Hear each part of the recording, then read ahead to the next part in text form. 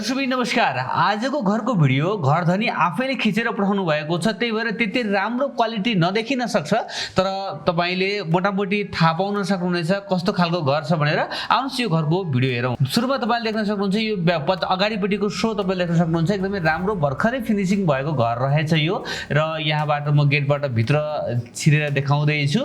यहाँ देख्न सक्नुहुन्छ तलपट्टि एउटा गाडी, सानो गाडी र चाहिँ केही बाइकहरू पार्किङ गर्न सकिन्छ भन्नुभएको छ। यतापट्टि साइडमा धारो राख्नु भएको रहेछ। त्यसै गरेर चाहिँ घर चाहिँ एकदमै फिनिशिङ छ।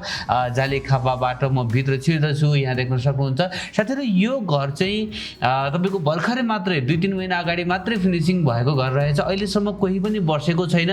जो मान्छेले खरिद गर्छ उनी पहिलो व्यक्ति हुनेछ है त। त्यही भएर फर्स्ट ह्यान्ड चाहिँ घर भन्न सकियो। र यहाँ तपाईले यो फर्स्ट फ्लोरमा चाहिँ 3 वटा कोठा र एउटा बाथरुम रहेछ साथीहरु। यहाँ देख्न सक्नुहुन्छ तपाईले यो चाहिँ चन्द्रगिरी नगरपालिका वडा नम्बर 7 को यो चेकपोस्ट नजिक रहेको छ है। चेकपोस्ट नजिकै रहेको छ। यो पछाडिपट्टिको दृश्य तपाईले देख्न सक्नुहुन्छ है त। र यो घर चाहिँ साथीहरु 4 आना भन्दा बढी क्षेत्रफलमा बनेको छ। 4 आना 2 दाम क्षेत्रफलमा बनेको है।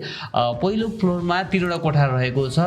यहाँ देख्न सक्नुहुन्छ तपाईले उहाँले अलिकति हल्लाएर खिच्नु भएको छ। जस्ताको तस्तै मैले राखिदिएको छु। एकपटक घर भिजिट गर्न जानु भयो भने तपाईले मजासँग देख्नुहुनेछ। जुन चाहिँ हाइवे छ, हाइवेबाट चाहिँ जम्मा 5 मिनेटको पैदल यात्रामा साथीहरु, एकदमै नजिकै 5 मिनेटको पैदल यात्रामा चाहिँ यो घर रहेको छ।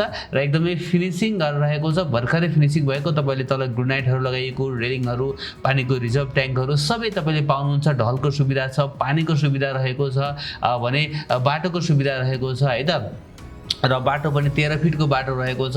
र यहाँनिर उहाँले जति भिडियोका टुक्राहरू पठाइदिनु भएको थियो त्यही अनुसारले चाहिँ मैले यहाँ तपाईहरु माझ राखिदिरहेको छु। देख्न सक्नुहुन्छ घर बाहिरबाट हेर्दा यस्तो खालको रहेको छ भने भित्रपट्टि सबै ग्रिलहरू लगाइएको छ भने यहाँनिर किचनको स्ल्याबहरू राखिएको रहेछ हैन।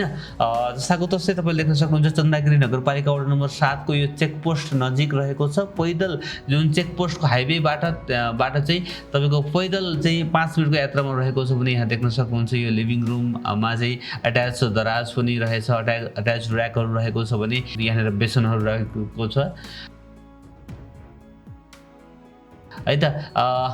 ओके, यो बाहिरपट्टिको बरन्डाको दृश्य पठाउनु भएको छ भने आसपासको दृश्यहरू चाहिँ उहाँले देखाउनु भएको छ।